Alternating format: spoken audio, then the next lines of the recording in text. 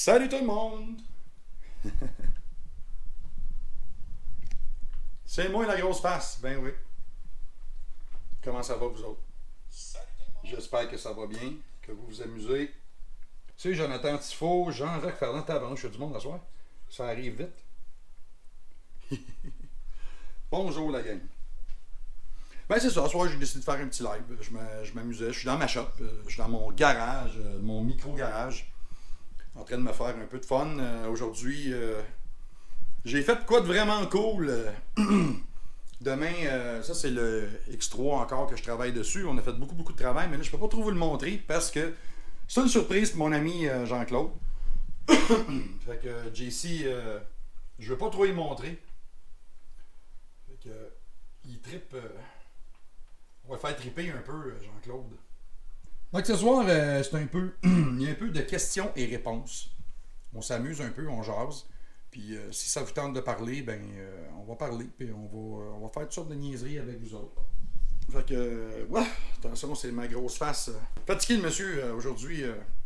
Ça a été une belle journée, comme vous pouvez voir. J'ai ma fameuse machine à pneus manuelle. Hey, Sylvain Massy! Sylvain! Je vais avoir quelque chose de nouveau pour toi, mon Sylvain. C'est ainsi, je travaille. Hey, Stéphane Bourgoin, justement, je suis dans tes sentiers demain, mon Stéphane. Je m'en vais dans le Club Poids de Waro. Après ça, on va passer par Matawini, puis on monte à Saint-Michel-des-Saints demain. On a allé regarder, voir si c'est ouvert tout ce gréement-là. J'étais avec un ami. Je fais découvrir nos sentiers de la Naudière demain à un Européen. Fait que on va se faire du fun. Pour ça, je suis en train de préparer Shogun. Notre Yamaha YXZ, il est là, le YXZ. Là. Fait que je suis en train de préparer parce qu'il va falloir que je change les pneus. Oui. Ah, c'est le fun, ma lumière à la lumière. Fait que c'est ça. Je vais changer les pneus et je vais essayer des prototypes. Non, c'est pas ceux-là. Ceux-là, c'est les plus grosses bottines que je fais. C'est les Alpha. C'est des 32 pouces, 15 pouces de rime. On n'en voit pas beaucoup encore. On a travaillé un petit peu celui-là pour changer la carcasse radiale un petit peu parce qu'il est pas mal épais. Fait que lui, il va être un petit peu plus confort puis il va mieux réagir un petit peu à la chaleur. Fait que ça, c'est ça, c'était le dernier né. Et j'ai un nouveau né qui arrive bientôt. Je suis bien content parce que ça va être le fun. Oui. J'ai bien hâte.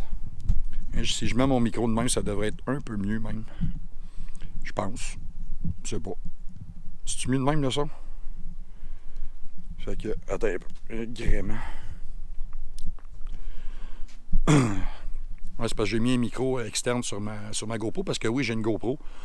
Au lieu que ça shake tout croche, ben c'est ça. Fait que ça, c'est Shogun.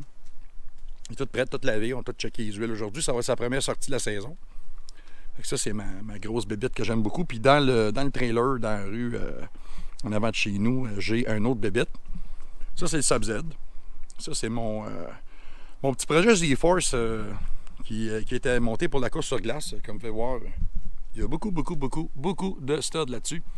Là, il faut que je mette ces tailleurs de thé parce que je l'ai juste déplacé dans ma cour aujourd'hui. Puis, aïe, ça fait des sérieuses marques. Fait que ça, c'est le X3 à Jean-Claude. Fait que c'est ça. On va aller voir s'il y a des petites questions. Y a-tu des questions? Salut Jason.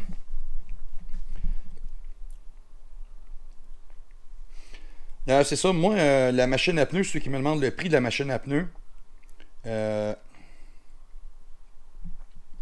La machine à pneus, c'est une machine que j'ai achetée cet hiver pendant le Boxing Day sur Amazon et je l'ai payé 79$. Et aujourd'hui, je m'en suis servi pour monter ces beaux pneus-là ici. Là. Et oui, tout le monde va penser que c'est un Bighorn, mais si on regarde de plus proche, c'est des tractions. Mais si on regarde encore de plus proche, on va s'apercevoir que c'est pas des Gripper Max. C'est juste le moule d'un Gripper Max parce que ça, c'est une carcasse radiale qui est complètement nouvelle. C'est le fruit de 2 ans d'ouvrage. C'était mon bébé que je voulais. Tu sais, j'ai souvent dit sur les réseaux sociaux, si je suis capable d'avoir le tailleur que je veux, je vais vraiment triper. Mais cette bébête-là, Ces bébêtes-là, c'est pas des Gripper Max. Je me suis juste servi du moule parce que les moules de mon nouveau pneu sont en train de se faire. Puis ça va être un moule sur mesure. C'est quelque chose que j'ai dessiné personnellement avec mon chum Phil, mon partner dans Traction Off-Road. Écoutez, je peux pas parler puis en trop en dire parce que il y a des choses. Il y a des choses propriétaires là-dedans, puis il y a un brevet, puis le brevet n'est pas déposé, fait que je peux pas trop en parler. Mais ça va être pas mal cool. Le projet avec le Brute Force, malheureusement, Maxime, le projet Brute Force il a été avorté. Question de problématique d'inventaire avec le concessionnaire qui nous l'a prêté. C'est bien simple, ils l'ont vendu. Fait que goodbye la visite. J'ai un peu de stock que j'ai de filmer encore. Je savais pas ce que j'allais faire encore avec, mais c'est comme un peu incomplet. Si je réussis à le faire, ça risque d'être assez cool. C'est ça, la machine à pneus, c'est ça, 79. Normalement, on est capable de sortir sur Amazon pour 129. Faut que tu checkes, faut que tu regardes qu'est-ce qu'il y a, parce qu'il y en a plusieurs. C'est ça, c'est le temps là, de s'asseoir, ça vous tente de poser des questions, surtout côté mécanique. J'ai un petit peu ras-le-bol de parler de Fédé. Là. Ça me dérange pas, on va en parler, on va l'adresser à la fédération en soir, mais j'aimerais mieux parler mécanique. Là, je suis dû là, pour une sérieuse dose de mécanique. Ça fait quasiment 3 mois là, que j'avais pas vraiment gossé à mon garage. Là, je commence à filer bien. Je travaille sur une machine, la machine à JC, à mon chum JC. Il y a toujours un projet. Hein. Quand tu as un projet, ça fuck tout le temps. Il y a toujours quelque chose qui va pas bien. Mais je me fais vraiment du fun avec celle-là. C'est pratiquement tout du stock de Super ATV, quelques morceaux d'origine de Can-Am, parce qu'il y a des pièces de Can-Am que tu peux simplement pas remplacer sur un X3. Les accessoires Can-Am sont vraiment ça coche. Le seul problème, c'est qu'on en voit beaucoup trop au Québec, puis la machine à JC, je voulais qu'elle soit vraiment unique. Genre, tu la vois passer, tu vas dire ouais, ça c'est ça la JC. Fait que JC, je mets beaucoup d'efforts sur sa machine. On travaille un peu la cage aussi. Travailler à performance sur 195 AR. Là, présentement, j'ai joué dans la cartographie. C'est assez malin, merci. Une chance que JC ne roule pas toujours en sentier fédéré. Il y a de la ZEC là-bas qui peut vraiment aller l'ouvrir comme du monde. Hey, je vais vous montrer de quoi. Pour moi, c'est une grande fierté, ça, parce que c'est... je suis vraiment content parce que j'ai finalement quelque chose qui m'est arrivé où est-ce que j'ai été reconnu pour quelque chose que j'ai dit dans un de mes articles. Puis ça l'a paru à grandeur du Canada. C'est Suzuki qui m'a fait cette petite fleur-là. Si on regarde ce merveilleux machin... Attends un petit peu, moi c'est ma mère. Je me souviens de ça quand j'avais parlé du Suzuki King Quad. Ben, je l'avais pas vu ça, mais ça a été dans tous les concessionnaires Suzuki au Québec. Partout dans toutes les provinces. Fait que tout nouveau Suzuki King Quad, j'avais dit le roi est de retour. Puis la seule fois, ils n'ont pas marqué Quadis.net en français, ils ont juste fait en anglais. Qui était ATV Guys Magazine. Fait que Suzuki ils ont donné ça à tous les concessionnaires Suzuki. Fait que ça, c'est la version française. L'autre, j'ai juste les français. Non, c'est pas grave. Je voulais juste les garder parce que c'était vraiment la première fois qu'un manufacturier prenait le temps de faire un quote sur mes bébelles de la façon que je parle. Parce qu'il y a bien du monde qui aime peut-être pas ce que je fais.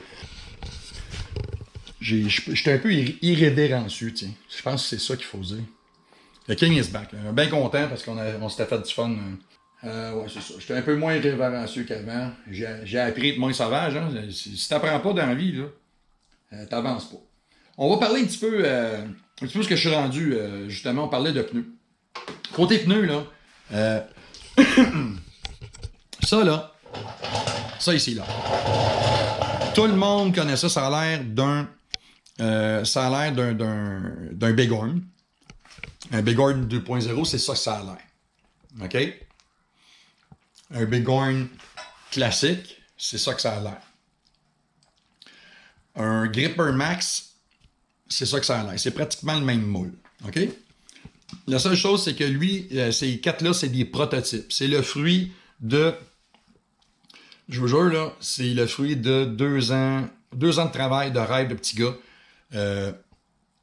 Parce que j'ai un nouveau pneu que j'ai créé avec mon chum Phil de A à Z. Celui-là ici, la raison pourquoi il est comme ça, c'est simple, parce qu'on loue le moule. Ce moule-là, il est loué pour faire le Gripper Max. Le Gripper Max qui est un tire que je pensais pas qu'il y aurait autant de succès.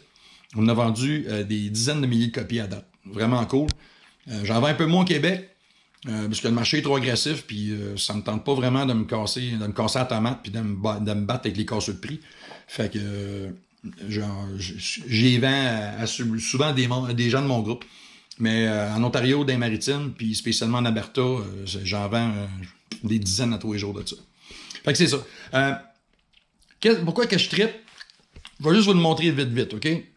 C'est que, si tu regardes ça ici, là, le composé, regarde. Tu vois-tu, là? C'est dur, là. Ma gomme est dure. Puis là, il fait pas fret, là. Il fait quand même assez chaud dans mon garage. C'est dur comme la roche. Si on regarde un Bighorn 2.0, les palettes ici, ils sont à peu près 1 cm moins larges. Regarde comment c'est mou. OK.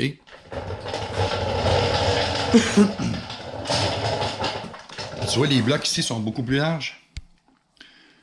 Puis là, je vous donne un privilège, parce que techniquement, je pense que Phil ne sera pas bien content, mais que je monte ça. Mais regarde bien ça. Le bloc il est 1 cm plus large, puis regarde comment c'est mou. Bon. Ça, c'est un peu ce qui s'en vient. Comme ça, c'est des prototypes. Ils n'ont pas de numéro de série. Ils m'ont juste stampé de même, puis ils sont arrivés comme ça. Puis là, demain, je m'en vais essayer de les brûler. Du rubber, là, ce qu'on appelle du rubber. C'est justement, Pierre, du côté de la gomme de mon pneu, c'est une gomme sans donner trop d'informations. C'est une gomme qui ne viendra pas dure au fret. Il y a des composantes spéciales dedans. C'est simple, je me suis fait faire une gomme. Ceux qui me connaissent savent que j'ai déjà travaillé dans l'industrie du pneu.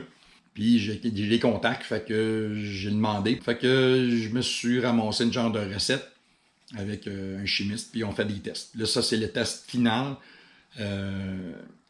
Vous savez qu'il y a certains tailleurs d'hiver qui restent bien mous l'hiver, ben c'est le même genre de gomme. Même que là, que je vous en dis un petit peu trop. Fait que disons que ça ne viendra pas dur comme la roche. Fait que c'est son plus gros avantage. Il y a d'autres affaires cool, mais en tout cas, le dessin des blocs va être complètement débile. Ça va tourner, ça va être vraiment génial. J'ai hâte. C'est un investissement de la part d'une compagnie qui est au-dessus de 100 000 au-dessus de 100 000 canadiens pour créer. On va avoir peut-être juste deux ou trois grandeurs max au début. Juste créer un moule de pneus. Sans compter le design, là, le créer puis le faire, c'est 25 000 US. Ça, c'est une grandeur. Imaginez si je fais, mettons, 25, 26, 27. 27 dans le 14, dans le 12, 29 dans le 14, 30. On va skipper le 29, mettons 30. 30 dans le 14, 32 dans le 14, dans le 15. Calculer, tching. Parce que là, la mode s'en va vers là. On s'en va vers les grosses bottines. Fait que on se prépare. On a déjà un pneu, la Alpha, qui est disponible. Mais grosso modo, c'est ça. Fait que on va commencer avec ça. Puis je trippe. Le test ultime, c'est demain. Demain, je m'en vais avec mon chum Rod. C'est un Européen que je vais faire découvrir les sentiers en side-by-side. Fait qu'on prend le Yamaha Shogun et on prend notre Polaris RS1. Gold Digger, ceux qui ont vu au salon pis tout ça, on s'en va le rouler. Parce que moi, je bâtis pas des reines de trailer, je bâtis des vraies machines qui roulent. On les garde et on les roule, nous autres. C'est comme ça. Moi, je bâtir une machine puis qu'elle parte puis que je l'essaye pas puis que j'aille pas à tester à mon goût, tente pas. Mais c'est ça. Fait que demain, on s'en va avec deux belles machines, super sport. Si je me tape du bias ply, là, c'est parce que je vais acheter une carcasse qui existe déjà. Je vais mettre ma gomme dessus, puis that's it. J'ai pas envie de développer dans le bias ply sans carcasse croisée. Il n'y a pas de marché, puis c'est un marché qui est trop saturé. J'aime autant faire de quoi que moi, je veux rider. Moi, à date, moi, j'ai conçu deux pneus. Le Gripper Max, qui est une carcasse 8 plis, puis le Alpha. Ça, c'est mes deux bébés. J'ai pu choisir pas mal qu'est-ce que je voulais mettre dedans. Mais on essayait de aussi garder le prix en conséquence. Fait que c'est 2 pneus qui roulent aussi sur des carcasses de type automobile. C'est des carcasses à ceinture d'acier qu'on a transférées en nylon polymère pour donner la shape. Parce que mes tailleurs, à moi, sont un petit peu plus carrés. Fait que moi, j'aime ça avoir de l'assise. Plus que le tailleur il est rond, plus que ou il va chauffer, ou il va user au centre quand on met de l'air, on met un petit peu trop d'air dedans. Moi, je vais avoir l'usure égale. Fait que c'est pour ça que mes pneus, ils ont si tu regardes de même, c'est beaucoup plus carré. Fait que moi, j'aime ça une assise. Moi, c'est du contrôle. Si tu regardes un Bighorn 2.0, regarde ce que ça donne. C'est pas que c'est pas bon. C'est que tu fais travailler la carcasse un petit peu trop pour aller chercher le plat. Ce qui a tendance à faire chauffer les carcasses. Ça chauffe beaucoup moins. Ça, c'est un 8 plis en passant. La seule différence avec ce pneu-là, c'est que au lieu d'avoir. Puis là, le 8 plis, c'est un rating, OK? Il n'y a pas 8 plis là-dessus là, de choses. En fait, on a 4 plis ici, 4 vrais plis de nylon polymère. Puis le côté ici, c'est un pli. OK? Comme la majorité, je pense que 99% des tailleurs de VTT, side by side, ils ont juste un pli. Lui, ce que j'ai fait, c'est que j'ai demandé à l'usine de me descendre jusque-là un pli. Pour, tu sais, le fameux pincement, là, surtout quand tu es sien à basse pression, là, ben, pour éviter le pincement. Fait que c'est pour ça qu'il arrête ici à peu près. Fait que c'est le tiers du pneu. L'avantage, c'est que c'est beaucoup plus raide. C'est plus raide, ça use moins. Ça dépend. User moins vite.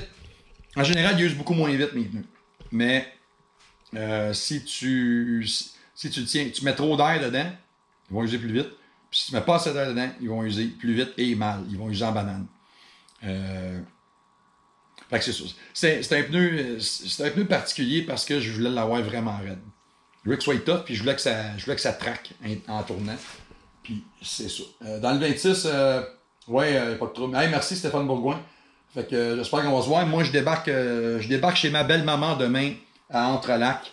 Fait que oui, je vais faire un petit bout sur le chemin, là, mais je vais aller pogner à trail à partir de là. Puis on monte, puis on va se ramasser, à Notre-Dame-de-Merci, puis après ça,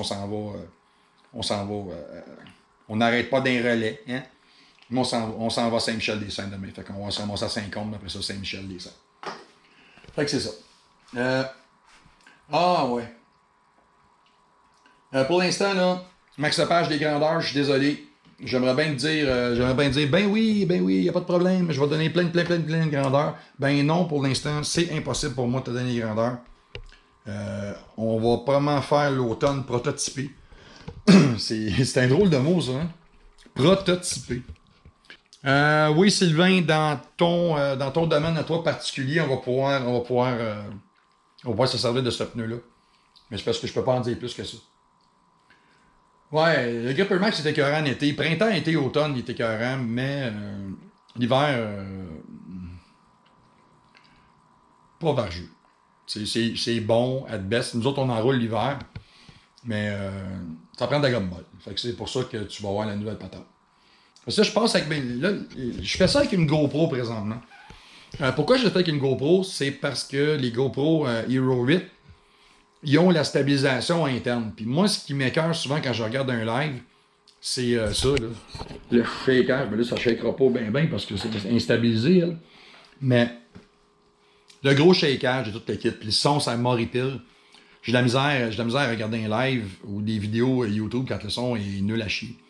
Comme là, tu vois, moi, je pourrais mettre un micro, une cravate pluguée dans le module. Parce que j'ai le module qui appelle le vlog module ou whatever. Fait que le son, moi, ça m'énerve. Quand le son est pas bon, ça me tue. Puis l'image qui brasse au point que j'ai mal au cœur, ben ça me tue aussi. Ça me tue ça aussi. Fait que, et ça, en tout cas, côté pneus, c'est ça. Je trippe comme un petit mongol. C'est vraiment. Tu sais,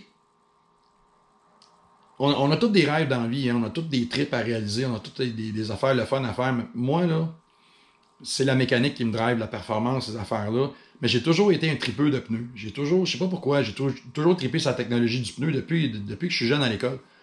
Quand je travaillais chez GM, quand j'étais jeune, puis que il y avait la Corvette qui avait sorti dans ce temps-là, la ZR1 92 qui avait sorti avec des Eagle Gatorback, des tires qui coûtaient une fortune. Ben moi, je voulais savoir pourquoi ils coûtaient une fortune, puis pourquoi c'était fait de même. C'est ça qui fait que je suis maniaque de pneus. Puis je suis maniaque de vous suggérer puis de vous conseiller des bons pneus. Parle-moi pas d'un Berkla sur un 4 roues de 14 000 $. Ça marche. Mais Christy que t'en profites pas de ton Berkla. C'est comme Can-Am avant qu'il y avait le Carlisle ACT qui était la paille vidange qu'ils n'ont jamais faite. C'est des condoms recyclés avec des boutons dessus. La paille vidange qu'il n'y a pas. Puis là, après ça, ils sont rendus avec un autre tower que j'oublie le nom, mais qui est très très bien. Il est finalement, après des années, de faire la paille guenille. Quand je travaillais chez BRP, un concessionnaire BRP, j'avais des réclamations autour de bras pour ça. Ça fendait, ça craquait, c'était atroce. C'est ça, c'est Terre à Cross, Saint-Michel Cormier. Merci. Un bon pneu. Je sais pas combien il y a de mes clients aussi là, qui me regardent aujourd'hui. Là. Salut Maxime Bedard. As-tu la grandeur? Mais non, je ne sais pas encore. La pression idéale. Marco Valade. On va parler de ça. La pression des pneus. Vu que je connais ça, les pneus. La pression des pneus, là, ça sera jamais pareil d'une machine à l'autre. Il y a le poids à prendre en conséquence. Il y a le type de pneu à prendre en conséquence. Mais en général, si tu prends des pneus 6 ou 8 plis avec une gomme assez dense, pas trop molle, pas trop dure, là, mais en général, sur à peu près tout ce qui est side-by-side, tu vas tomber entre 12 en arrière, 10 en avant, jusqu'à 10 en arrière, 8 en avant. Tu restes là-dedans, t'es d'un spec. En bas de ça, spécialement l'hiver, tout le monde va avoir du trouble si t'as pas des beadlocks. Des beadlocks, c'est des pneus, c'est des roues avec des arceaux de rétention. C'est exactement ça ici, un beadlock. Lui, là, quand je défais ces bottes-là, c'est des vraies bottes, là. Quand je défais ces bottes-là, cet arceau-là, il débarque, puis le pneu, je peux le démonter. Mais c'est impossible de déjanter ce pneu-là. Il peut pas débarquer du rim. Fait que c'est pour ça que quand tu veux rouler un pneu comme ça, à basse pression, en bas de 8 livres, c'est un autoquad, ça te prend un beadlock. En haut de ça, t'es correct. Il y a du monde qui disent 6, 5. Non. Pas 5 side-by-side. C'est 8 livres le plus bas. Sinon, tu vas dérimer. Parce qu'il y a beaucoup de transfert de poids sur un véhicule, spécialement un engin de même là, avec une grosse suspension, là, 20 pouces de débattement de suspension, 18 en avant, 20 en arrière. Beaucoup de travail. Et quand tu as le transfert de poids, quand tu fous les breaks ou tu prends un gros trou, en skid, tu es en train de déraper. Ben, le pneu en avant, là, puis le pneu en arrière, là, quand tu es en train de déraper comme ça, ben, c'est là qu'il peut déjanter. Avec ça, c'est virtuellement impossible. Ça marche bien. Fait que la pression, minimum 10 en arrière, 8 en avant, puis maximum en général, on va aller à 12 en avant, 14 en arrière. On est pas mal dans le game des pneus en général. Gripper Max dans la roche en Outaouais. Non, ça ne fend pas, mais il est fait pour ça. Hein. Je le montrais tantôt, il est fait justement pour pas briser. Patrick Gordon, le nouveau pneu, il va être annoncé officiellement au mois de août. Et sa disponibilité, ça devrait être mi-septembre à début octobre, qui va être disponible en magasin. Fait que, puis ça va être des quantités limitées la première année. On a simplement pas assez de budget pour rentrer assez de pneus. On va en rentrer, je pense que c'est peut-être 2 containers, 3 max pour l'hiver au complet. Fait que quand je vais l'annoncer, faites-moi confiance que ça va être hot. C'est pas pour rien que je vais me casser la tête demain à battre ça, justement pour que vous voyez pour valider ma gomme. Je valide ma gomme, je vais faire tout pour la faire surchauffer demain. Vu que j'ai des beadlocks, je vais les rouler à haute pression. Là, je commence à 14-12 sur le YXZ. À mi-chemin, je vais les rouler à 18. 10 en arrière, 8 en avant. Puis les derniers 50 km, je vais rouler 6-4. Fait que c'est parce que je vais le faire surchauffer. Fait que je vais rouler 6 en arrière, 4 en avant. C'est pour ça que je roule avec des B-locks. Puis on va prendre les mesures de température et tout ça, puis on va voir qu'est-ce que ça donne. Puis après ça, il va rester un autre run à faire, aller les faire un autre cycle de chauffe où je vais les rouler probablement 6-4 ou 4-2. Juste pour les faire vraiment chauffer en malade, pas loin du site. Je vais probablement aller juste en Mascouche. Puis après ça, je vais avoir toute la data que j'ai de besoin pour valider la nouvelle gomme.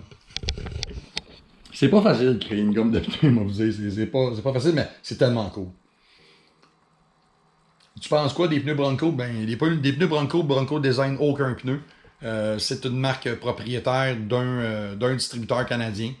Fait qu'il emprunte la technologie d'ailleurs, puis il fait des pneus, puis souvent la qualité est... Il peut avoir du bon stock. Je peux pas dire que je les connais puis que le quitte, mais il y a un distributeur qui a pratiquement copié tout ce que j'ai sorti. Surtout au niveau du Gripper Max, puis vois-tu, le mien il est largement supérieur. Mais il est plus cher, une petite affaire plus chère. Fait que les autres, ils ont travaillé le prix, fait que tu baisses la qualité. Le leur est split, ils l'ont fait en radial, puis pour baisser le prix encore, ils l'ont fait en bias ply. Fait que les gens, tout ce qu'ils voient, c'est, on voit ça. Hey! C'est un tire, ça ressemble à un Bighorn, c'est bon! C'est pas tout pareil. Il y a la gomme qui est importante, mais il y a aussi la structure du pneu. Quel genre de structure, quel genre de carcasse que tu as. Un moule, c'est un moule. Tu sais, je pourrais le faire en acier, le pneu, je voudrais, là, genre, tu sais. Je pourrais le faire en mousse. On s'entend, mais il y a de la technologie en arrière de ça, puis c'est dur. C'est dur de mettre ça dans du langage du commun des mortels pour dire à quel point c'est la technologie un peu. Mais là, ça fait assez longtemps que je parle de pneus, fait que... ouais, beadlock. Il faut que je roule des beadlocks. Justin Roy, y a d'autres questions? Mathieu Landry. Le KM3 de BF. Je vais être brutalement honnête avec vous. Pour un des premiers pneus dans l'industrie qui est arrivé, qui vient d'un manufacturier de pneus reconnu comme BF Goodrich. BF Goodrich, là, en passant, il vient du groupe MUG. MUG, c'est quoi? MUG, c'est Michelin, Uniroyal et BF Goodrich. Fait que MUG. MUG. Sale de bon pneu. C'est vraiment un bon pneu parce que c'est une carcasse radiale de camion. C'est une gomme avec de la silice. C'est vraiment un très bon composé de gomme, très bonne durabilité. Le seul problème, dans la neige au bas de la main. Comme tous les tires carrés. Tu sais, l'alpha que j'ai là-bas, même si il va en avoir des alphas avec la nouvelle gomme, est-ce que ça va être bon dans la neige? Ça sera jamais bon dans la neige. Parce que c'est du gros bloc. C'est du gros bloc, ça travaille pas. Un tire d'hiver, il faut que ça travaille dans un bloc. Si ça travaille pas, ça mord pas. On prend l'exemple du tire que je trouve qui est le plus performant sur le marché présentement, puis qui est pas trop cher, c'est le CST Stag.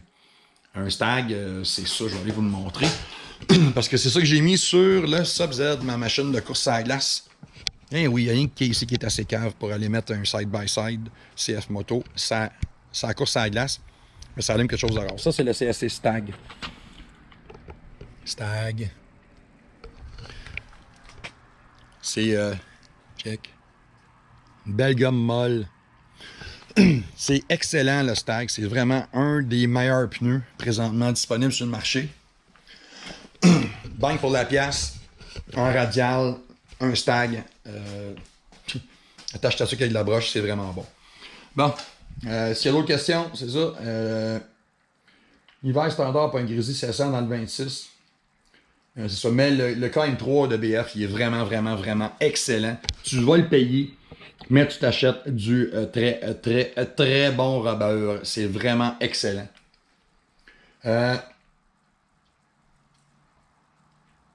Bon, Sylvain, un K02, c'est pas exactement la même affaire. Un K02, c'est pas un tire d'hiver, c'est un tire 4 saisons avec le pictogramme. C'est très, très bon pour ce que c'est. J'en ai chauffé du K2, c'est bon. Mais quand tu mets un vrai tire d'hiver sur ton truck, bonsoir la visite, elle est partie. Euh, ah ben, tu sais, on parle de Tower 4 saisons à Pictogramme, hein? Ben, je vais. Non, il est trop loin. Mon truck est dans la rue. J'ai des Yokohama sur mon camion. Justement, avec le pictogramme, c'est mon premier hiver que je fais depuis plusieurs années avec mon pick-up. Pas de taille d'hiver. Et j'ai trippé. Vraiment excellent. Je vous en parlerai une autre fois. Mais ça, si tu as un pick-up, c'est un. Je pense que c'est la première fois de ma vie que je roule des Yokohama. Puis c'est un 10 plis. Parce que comme vous voyez, mon truck, moi j'ai un sled deck dessus. Fait que je travaille beaucoup avec mon sled deck, puis je veux pas avoir de cochonnerie, puis ça me prend des 10 plis parce que ma suspension est renforcée, je suis tout le temps en train de charger ça comme un mongol, puis je veux pas avoir de trouble, fait que c'est ça. Hey! Est-ce que vous me voyez bien de même? Parce que là, ma GoPro est en train de lâcher. Je sais pas ce qu'il y a, les motadites nouvelles batteries de GoPro. C'est de la vraie chenoute. Ça t'offre pas à run, c'est nul à chier. Attends un petit peu, je vais aller chercher un fil. Je vais essayer de faire rouler ma GoPro un petit peu plus fort sur la batterie. Ça sera pas long, ok? Je reviens. Donnez-moi 30 secondes. J'ai du courant, ça. Fait que... Puis les nouvelles GoPro, ils fonctionnent avec USB-C. Ah, vous voulez voir un petit truc? Je vois ça peut-être ça vous intéresse. Ça n'a pas rapport avec les machines. Mais, qu'est-ce qui est vraiment cool, c'est... ouais, je vais parler de quelque chose sur Amazon. C'est plate à dire, là, mais il n'y a pas personne qui accote ça. Bouge pas. On va voir si ça charge avec ça.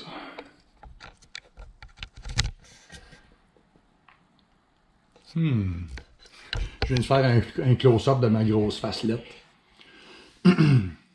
Fait que, attends un peu, on va enlever le Media Mode. Puis on va se plugger direct ça dedans. Comme ça. Hein? Ça charge-tu, là? Fait que grosso modo, c'est ça. Une affaire que je voulais vous montrer, là. Tu sais, on a tout le temps des problèmes avec nos fils. Hein? Les fils, c'est toujours le bout de la chenoute. Moi, je charge ça avec ça. RAV Power. C'est des blocs de charge. C'est... t'as 6 plugs. C'est 2.4 watts par outlet. Puis ça coûte 20$. 20-22$. C'est vraiment stable. J'en ai 3 de même. Je triple là-dessus. C'est Jason la joie. C'est Jason de Joy m'a fait découvrir ça. C'est vraiment hyper cool. Puis les câbles pour Apple, là, c'est vraiment la chiasse. Ceux qui ont encore on appelle ça des Lightning, là, comme iPhone, jusqu'à iPhone 8, je crois. C'est des ports Lightning de même. Mais voyez-vous, c'est pas un fil Apple. Lui, il marche tout le temps. Il va super bien, j'ai aucun problème avec. Fait que ça, c'est un avantage que j'ai. On appelle ça des fils MFI. On demande, tu peux faire Lightning MFI. Maman François I, certifié. Puis c'est des fils qui sont certifiés de Apple. Ça fonctionne. Et c'est la même chose pour le fil USB-C que j'ai ici. C'est du Amazon Basics, celui-là. Lui, j'ai pogné sur Amazon aussi. Ça, c'est un Anchor. Anchor, ils font pas mal de belles bébêtes. Mais tu vois-tu, la longueur du fil, c'est 10 pieds de fil. Vraiment cool. Fait que 10 pieds de fil, ça m'a coûté, je pense, c'est 12$. Puis ça fait 1 an que je l'ai. Puis lui, il a 6 pieds. Puis ça m'a coûté 10$. Puis c'est du Amazon Basics. C'est la marque Amazon. C'est vraiment cool. Puis si ça pète, ils sont certifiés MFI. Ça veut dire qu'ils sont pas... tu finis pas par avoir un petit signe qui dit cet appareil n'est pas supporté. Fait que c'est vraiment cool. Viens me voir. Ouais, mais Sylvain, je te parle.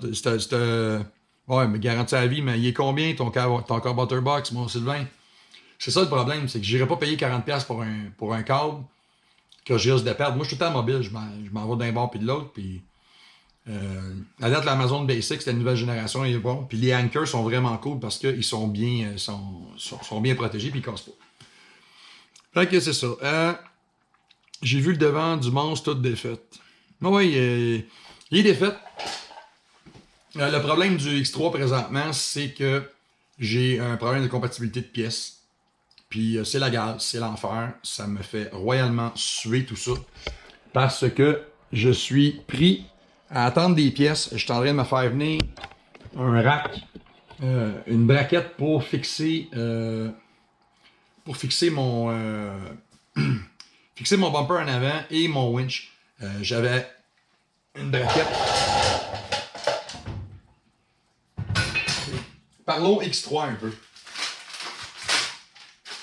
Quand tu cherches un rack, une pièce pour botter, surtout si c'est super fort, mais quand tu veux mettre un winch en avant d'une machine, regarde-moi le monstre ici. Ça, c'est le modèle pour le X3. Ça, c'est le KFI qui fait ça. J'en parle souvent de KFI. On parle d'une pièce qui est vraiment excellente. Regardez-moi l'épaisseur de ça. Là. Avec des soudures infernales, c'est vraiment écœurant. Le seul bug, c'est que KFI n'ont pas pensé que peut-être que tu voudrais installer un bumper sur ton X3. Fait que dans ce cas ici, cette pièce-là, ça vaut... c'est aussi bon que de le sacrer au bout de mes bras. Tu peux pas mettre des windshields, des bumpers, parce que lui, il y a vraiment un bumper capoté qui part d'en bas. C'est Super TV qui fait ça, qui s'en va jusqu'en haut de poigner les shock towers pour les renforcer. Puis, en plus, parce qu'on sait que les X3, quand ça frappe en avant, c'est un peu facile à faire plier. Parce qu'ils l'ont pas bâti cheap, ils l'ont juste bâti pour la légèreté, là, pour le mettre plus léger possible, parce que c'est quand même un ancre, là, ça pèse au-dessus de 1500 livres, cette affaire-là. Fait. Ça ici, c'est un renfort de frame en avant. Fait que ça, on fixe ça en avant des tables, parce que les tables sont tenues. Ça va tenir mes tables de suspension ici en avant. Parce que si je vous montre qu'est-ce que ça a de l'air, on va aller. Je m'arrange avec mon fil là. Tu me rends avec mon fil? Ouais. Ok, en dessous d'un X3, en avant. Ils ont été bien intelligents dans ce qu'ils ont fait parce que regarde, la suspension est à côté ici dans la boîte en avant. Là. Ça, le problème, c'est quand tu fesses ici en bas, ça a tendance à vouloir être tordre. C'est un peu intentionnel de la part de BRP parce que tu veux qu'il torde en cas d'accident pour qu'il absorbe l'impact. Mais quand tu es sérieux de tes affaires puis tu veux vraiment ouais, ça tough, ben il faut renforcer cette pièce-là en avant. La pièce que je vous ai montrée, elle va s'installer ici. Puis le bumper, le prochain, le winch va aller ici. Sauf que cette pièce-là, on la change. Elle va tenir, voyez-vous, là, elle va tenir la suspension ici. Là. Fait qu'elle tient la suspension en bas et en haut. On va changer cette pièce-là pour pouvoir venir poser un winch qui va descendre un petit peu plus bas. Mais moi, j'ai besoin de ce tuyau-là pour faire tenir le bumper qui va venir se raccrocher ici sur le shock tower en haut. Ça, c'est un des points faibles en cas d'impact. Là, on parle pas de rider la track puis de rider en sentier fédéré ou de rider puis se faire du fun. C'est si tu rides, tu fais du rock crawling ou tu fais de la haute vitesse puis tu jumps, ça ici, ça a tendance à accrocher. Fait que moi, je vais venir me pogner ici avec le kit. On va changer cette pièce-là ici. Puis on va venir mettre une grosse plate en métal. Puis ça va attacher le bumper qui va venir faire le tour ici, qui va protéger la lumière en avant, puis qui va venir se fixer ici sur le point durci qui va avoir le renfort en arrière. Fait que là, on va vraiment renforcer cette machine-là à un point que ça va être un tank en avant. Ça va être dur, ça va être vraiment difficile. Difficile. Écoute, planter d'un mur à sang, puis dans un mur de béton, puis il n'en restera plus. Mais c'est pour éviter, justement, parce que Jean-Claude, le propriétaire de cette machine-là, il demeure à Saint-Siméon, dans Charlevoix. C'est dans le coin de Jason. Puis de mon chum Jason, mon partner. Fait que... il y a bien de la ZEC, des terres publiques, des affaires de même, c'est vraiment cool. Fait que il va se payer une traite. JC, il avait un 2017 avant. Puis là, il s'est payé un 195, un 2020. Fait que. Puis on va chausser ça sur le 32 pouces de tower, les enfants. Ça va être là. Ça va être débile. Mais les towers, vous avez vu dehors, c'est les towers à JC. Fait que. Ouais. On dépasse de 40 000$ sur une machine. C'est comme. C'est dispendieux. On va dire. J'aime ça la performance, là, pis tout ça, là. Mais malheureusement, j'ai pas les moyens de me payer un X3. Je tripe sa machine, mais 29 000$.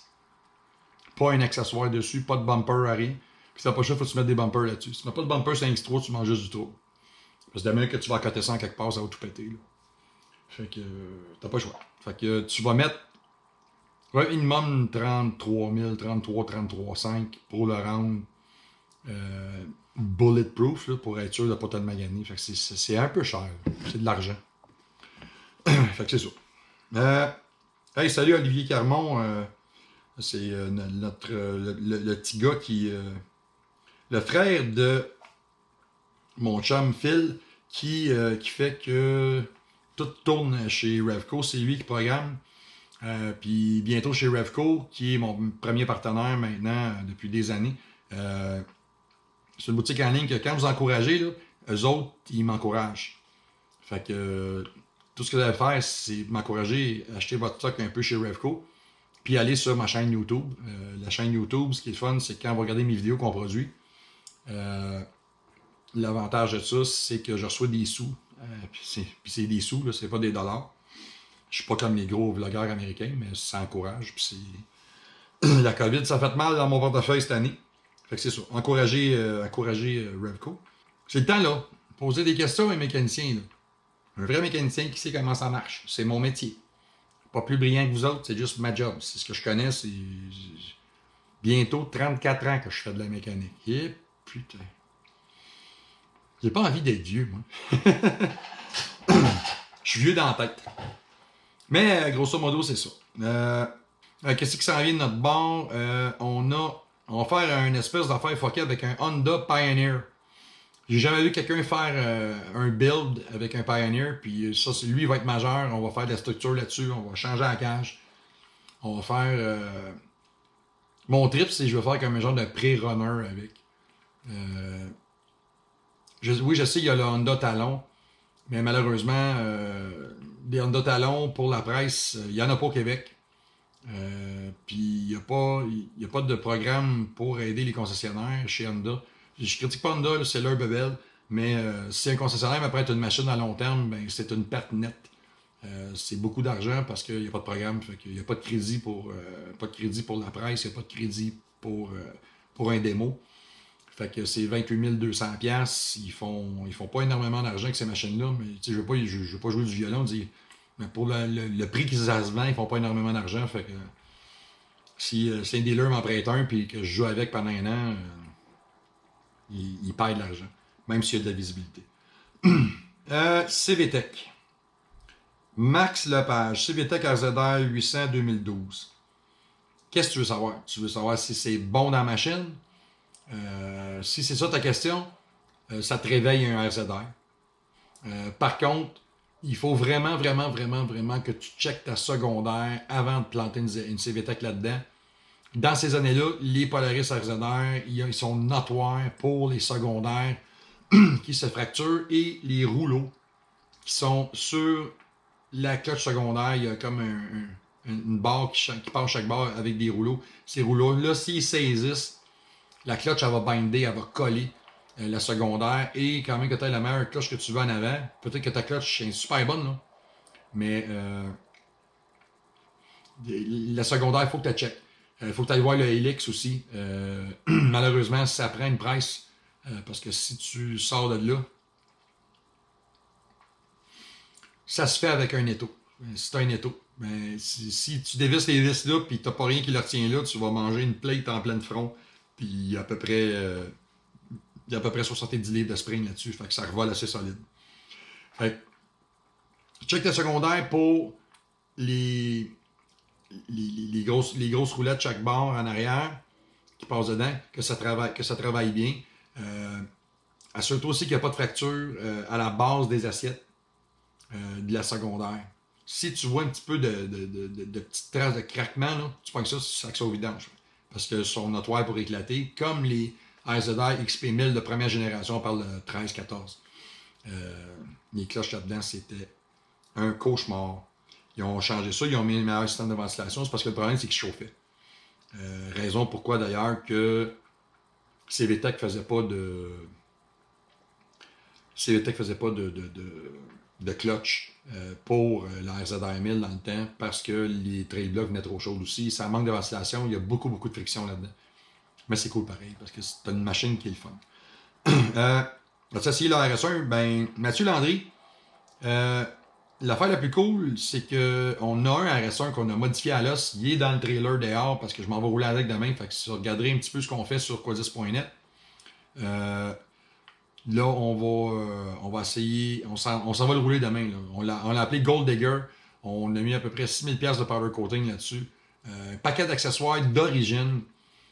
Puis j'ai trouvé ça cool parce que les accessoires d'origine, ça fait bien. Puis ça, c'est mon ami Sébastien Boudreau, qui est un de nos collaborateurs qui connaît rien. C'est pas un mécanicien. Puis il a pris le challenge de le faire lui-même. J'ai supporté de loin.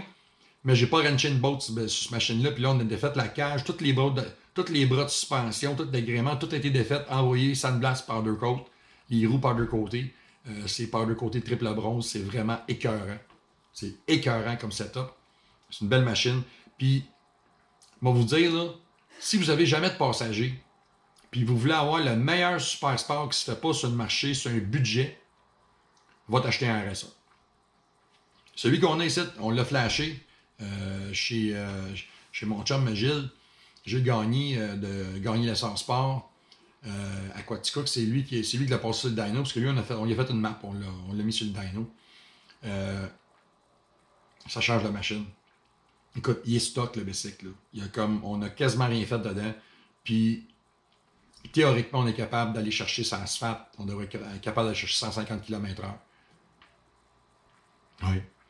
La seule raison qu'on ne peut pas aller plus haut, c'est qu'on expérimente ce qu'on appelle du valve float.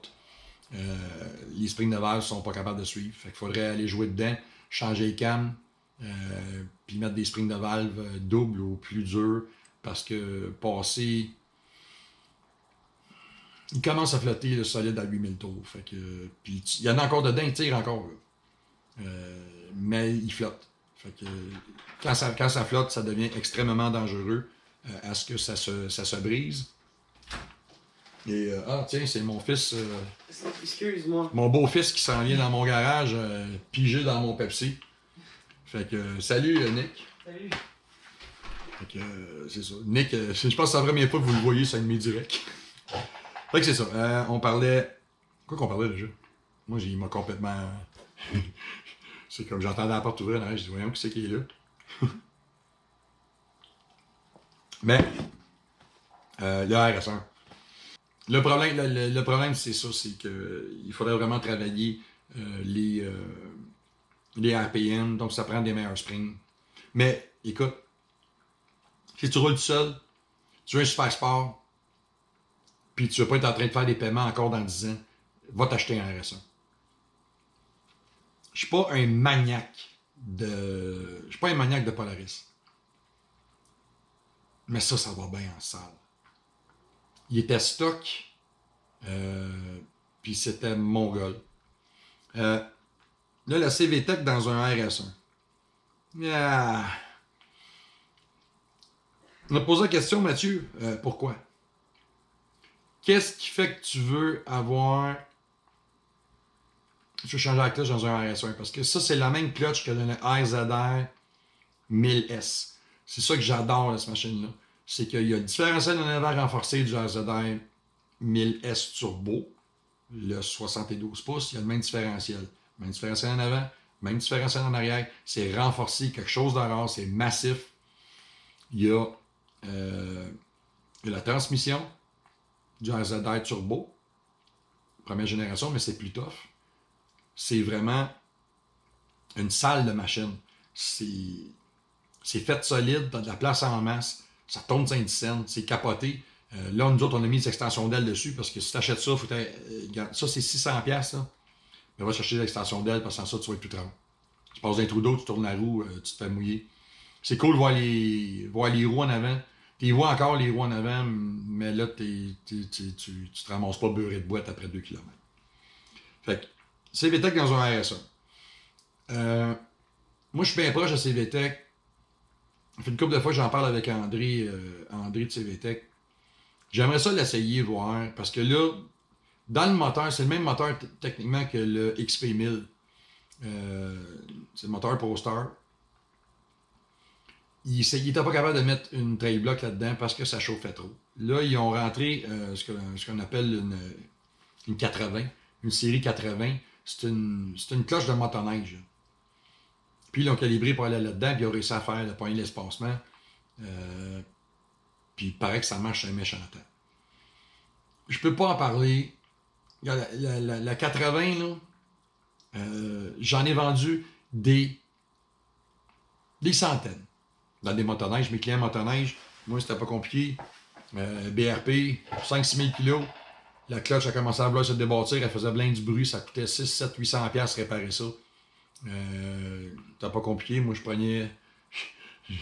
J'y faisais mettre en arrière de mon comptoir, j'étais au service, moi là. Je prenais ça, je mettais ça sur le comptoir, je disais, c'est ça, ça te prend. Je mettais ça dedans. Le client faisait 10, 15, 20 000 kilos avec la même cloche, t'arrêtais de buster des straps, c'était moins bruyant, c'était beaucoup plus performant, puis c'était tunable. Fait que moi, préfère ça. J'aimerais ça